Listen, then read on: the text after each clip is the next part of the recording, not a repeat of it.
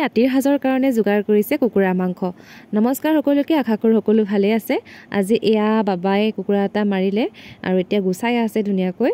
তাৰপাছত গুচাই এয়া জুইশালিতে, বাহিৰৰ জুইশালিতে মানে কুকুৰাটো পুৰি লৈছে। সৰু সৰু পাখি থাকি যায় যে, সেইটো কাৰণে এয়া পুৰি লৈছে এতিয়া। আৰু ইয়াক কুটিলে। এতিয়া মাংসটো কুটা মই দেখাই নাথাকিলোঁ আৰু বহুত দীঘলীয়া হৈ যায় যে ভিডিঅ'টো। আৰু কুটি কৰি হৈ গ'ল। এয়া ওলাইছিলে, ভালে মানে ওলাইছিলে বাৰু মাংস। মানে মাকৰ গাটো অকণমান বেয়া, জ্বৰ হৈ আছে, সেইটো কাৰণে জালুক দি খাম বুলি কোৱা দেখি কুকুৰা এটাকে মাৰিলে। আৰু এয়া তেলত এতিয়া দি দিছে আদা, নহৰু, পিঁয়াজ, লগতে আছে তেজপাত। বেলেগ মছলা ব্যৱহাৰ কৰা নাই এতিয়া।